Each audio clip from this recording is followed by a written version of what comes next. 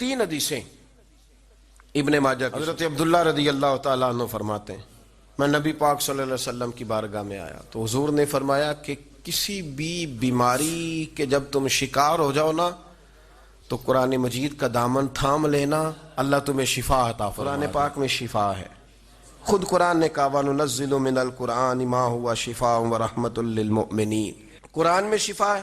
دوسری حدیث نبی پاک صلی اللہ تعالیٰ علیہ وسلم نے صحابی سے فرمایا اس طرح کرو، قرآن مجید اور شہد کو لازم پکڑ لو۔ فرمایا یہ 2 چیزیں ہیں جن کے اندر اللہ نے شفا رکھی ہوئی۔ تیسری حدیث پیش کر حضرت ابو ہریرہ رضی اللہ تعالیٰ عنہ فرماتے ہیں مسجد نبی شریف میں حاضر ہوا، 2 رکعتیں پڑھ کے حضور کی بارگاہ میں گیا تو نبی پاک علیہ السلام نے فرمایا ابو ہریرہ تیرے پیٹ میں درد ہے؟ میں نے بتایا نہیں، عرض نہیں کرنا پڑا، تیرے پیٹ میں درد ہے؟ میں نے کہا حضور تکلیف میں ہوں، تو حضور نے فرمایا نماز پڑھ۔ فرمایا جب بندہ نماز پڑھتا ہے تو رب اسے شفا عطا فرماتا ہے۔ تو شہد میں شفا ہے، قرآن پاک کی تلاوت میں شفا ہے، اور نماز میں نماز پڑھیں اور خوب پڑھیں، اور گھر میں بھی پڑھیں اور مسجد میں بھی پڑھیں، خوب پڑھیں۔ نبی پاک علیہ السلام تو ہر آفت کے وقت نماز ہی پڑھتے تھے۔ سورج گرہن ہو جاتا تو حضور نماز کی نیت باندھ لیتے، چاند گرہن ہو جاتا تو نماز کی نیت باندھ لیتے، بارش نہیں ہوتی تو نماز شروع کر دیتے، بارشیں زیادہ ہو جاتی تو حضور پھر نماز شروع فرما دیتے۔ ہر موقع پر سرکار نماز پڑھتے۔ نماز کی طرف رجحان پیدا کریں، شوق پیدا کریں، قرآن پاک کی تلاوت کریں۔ گھروں میں جب قرآن پڑھا جائے گا تو بیماریاں دوڑ جائیں گی انشاءاللہ۔ وہ تو چاہتے تھے کہ کوئی تنہائی ہوتی، قرآن مجید کا نسخہ ہوتا، 500 دانے والی تسبیح ہوتی، کہیں مصلے کا نور ہوتا، دل میں ہو یاد تیری گوشہ تنہائی ہو، پھر تو خلوت میں عجب انجمن آرائی ہو۔ دل چاہتا تھا لیکن یہ شہرت، اس کی طلب۔ ہاں ایک بات ہے، اگر آپ شہرت چاہتے ہیں، معروف ہونا چاہتے ہیں، مشہور ہونا چاہتے ہیں، بہت سارے لوگوں میں چاہتے ہیں کہ آپ کا نام سنہری حروف سے ہو اور زیادہ لوگ آپ کو جانے پہچانے، تو قرآن مجید نے نسخہ دیا ہے۔ فرمایا ان الذین آمنوا وعملوا الصالحات سیجعل لهم الرحمن ودا۔ جو ایمان لانے کے بعد نیک عمل کرے گا، رب لوگوں کے دلوں میں محبت پیدا فرما دے گا۔ رحمان ایسا ماحول بنا دے گا کہ ان لوگوں کے دلوں میں، اللہ تعالیٰ لوگوں کے دلوں میں اس بندے کی محبت پیدا کر دے گا۔ ایک اور محبت ہوتی ہے، اولاد کی محبت، بڑی اچھی محبت ہے، ہونی چاہیے، لیکن اگر یہی اولاد شریعت کے راستے میں آنے لگے، اگر یہی اولاد اس طرح کا رویہ اختیار ہونے لگے کہ آپ کو اس کی خاطر حلال حرام کی تمیز بھولنا پڑے، یا اولاد کہیں رکاوٹ بنے شریعت کی راہ میں، تو پھر قرآن مجید نے کہا انما اموالکم و اولادکم فتنہ، پھر یہ تمہارے لیے آزمائش ہے، پھر تمہیں تھوڑا غور کرنا پڑے گا، تمہیں پھر دیکھنا پڑے، پھر تمہیں توجہ کرنی پڑے گی کہ کہیں اللہ رسول کے راستے میں تو نہیں آ رہی۔ حضرت ابوبکر صدیق رضی اللہ تعالیٰ عنہ کے بیٹے نے ایک دفعہ کہا تھا کہ ابا جی، مسلمان ہونے سے پہلے جب بدر کے دن میں کفار کی طرف سے لڑتے ہوئے آ رہا تھا تو آپ میری تلوار کی زد میں آ گئے تھے، میں آپ کو قتل کر سکتا تھا پر میں نے باپ سمجھ کر کے چھوڑ دیا۔ تو سیدنا ابو بکر صدیق فرمانے لگے بیٹا تو ابھی کلمہ نہیں پڑھتا تھا، تو نے مجھے باپ سمجھ کے چھوڑ دیا، اگر تو بدر والے دن میری تلوار کے نیچے آتا تو میں تجھے کبھی بیٹا سمجھ کے معاف نہ کرتا، دین کا مخالف سمجھ کے قتل کر دیتا۔ اس لیے کہ جو اولاد شریعت کے راستے میں آئے، دین کے راستے میں آئے، پیغام حق کے راستے میں آئے، اسے اولاد سمجھ کر درگزر تھوڑا کیا جائے گا۔ میرے عزیزو، وطن کی محبت بھی کبھی غالب آتی ہے، علاقے کی محبت بھی کبھی غالب آتی ہے۔ انسان جہاں پیدا ہوتا ہے، جہاں جوان ہوتا ہے، جہاں وقت گزارتا ہے، جہاں اس کے احباب ہوتے ہیں، جہاں اس کی دوستیاں ہوتی ہیں، جہاں اس کے تعلقات ہوتے ہیں، وہ محبت بھی کبھی غالب آتی ہے۔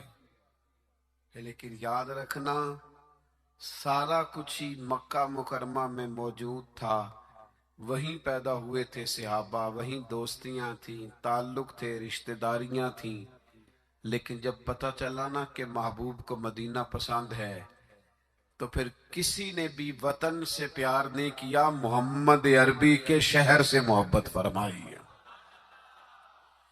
آپ ان ساری محبتوں کو گنتے جائیں، وہ دولت کی ہو، وہ شہرت کی ہو، وہ اقتدار کی ہو، وہ اولاد کی ہو، وہ محبت آپ کے لیے وطن کی محبت ہو، یہ ساری محبتیں قربان کی جائیں گی، لیکن اگر کسی محبت کو حاصل کیا جائے گا تو وہ اللہ رسول کی محبت ہے۔ مولا علی شیر خدا فرماتے ہیں، مصنف ابن ابی شیبہ میں موجود ہے، حضرت مولا کائنات فرماتے ہیں اسے مبارک ہو جسے تھوڑے لوگ جانتے ہیں، وہ قابل مبارکباد ہے جس کا تعارف کم لوگوں میں، جس کو ذرا زیادہ لوگوں میں جس کی شناخت نہیں ہے۔ میرے بھائی، آپ کبھی ان لوگوں سے پوچھ کر تو دیکھو، ان سے کبھی ملاقات تو کرو جو بڑے مشہور ہو گئے، کبھی ان کی تنہائی میں ان کے پاس تو بیٹھو، ان سے پوچھو تو صحیح، اس شہرت کے سبب سے انہیں کچھ ایسے کام بھی کرنا پڑتے ہیں جو وہ کرنا نہیں چاہتے، انہیں کچھ ایسے رستوں سے بھی گزرنا پڑتا ہے جہاں سے گزرنے کا کبھی انہوں نے سوچا بھی نہ تھا۔ میرے بھائیوں، محبت دل کی وابستگی، روح کا میلان، اس کو کہا جاتا ہے۔ دل انسانی جسم کا بادشاہ ہے۔ جو چیزیں دل میں پنپتی ہیں، جو خواہشات دل کے اندر قرار پکڑتی ہیں، سارا وجود وہی کرتا ہے۔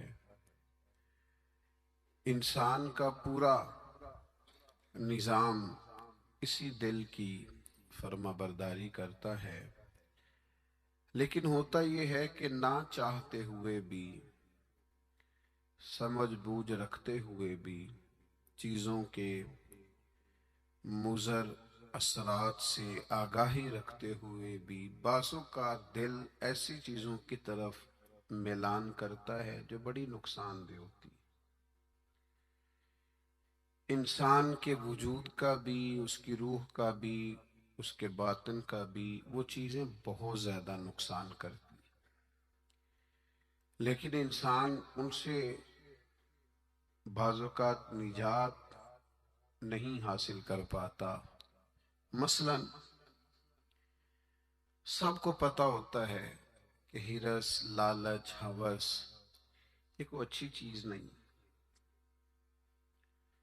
اللہ تعالیٰ اگر ضروریات کا رزق عطا کر دے اور ضروریات پوری ہونے لگ جائیں تو بہت اچھا ہے، لیکن نہ چاہتے ہوئے بھی بعض لوگ مال کی ہرس میں، ہوس میں، لالچ میں مبتلا ہو جاتے ہیں۔ یہ محبت دن بدن بڑھتی چلی جاتی ہے۔ وہ خود اپنے آپ سے کئی دفعہ سوال کرتے ہیں کہ یا دل، تو نے تو ایک دفعہ یہ کہا تھا کہ بس میری ضروریات پوری ہونے لگ جائیں، 2 وقت کی روٹی چلنے لگ جائے، بچوں کے اخراجات نکلنے لگ جائیں، سر چھپانے کو ایک مکان مل جائے تو کافی ہے، اب تو کدھر نکل گیا؟ لیکن بہت سارا اس سے بڑھ کر اللہ نے فضل کر دیا، خواہش سے بڑھ کر عطا کر دیا، لیکن کہیں ٹھہراؤ نہیں ہو پا رہا، دل روک نہیں رہا، روز مال کی محبت، مال کا لالچ بڑھتا چلا جاتا ہے۔ یہ اس قدر زیادہ نقصان کرتا ہے کہ نبی کریم صلی اللہ تعالی علیہ وسلم نے ارشاد فرمایا کہ دنیا کی محبت ہر گناہ کی جڑ ہے۔ یعنی لوگ سمجھتے ہیں کہ معمولی بات ہے کہ میرے دل میں مال کی محبت بیٹھ گئی ہے، لیکن یہ بڑا گہرا مرض ہے۔ بعض لوگ کہتے ہیں نا کہ یہ مرض آ جائے تو اس کی وجہ سے 70 مرض اور بھی لگ جاتے ہیں۔ تو یہ دنیا کی محبت وہ مرض ہے، مال کی محبت وہ بیماری ہے کہ جس کی وجہ سے سینکڑوں امراض پیدا ہوتے ہیں، حلال حرام کی تمیز اٹھ جاتی ہے، رشتوں کا تقدس پامال ہو جاتا ہے، بہن بھائیوں کے رشتوں میں دراڑ آ جاتی ہے۔ لوگ اس مال کی محبت میں مبتلا ہو کر خونی رشتوں تک کو بھول جاتے۔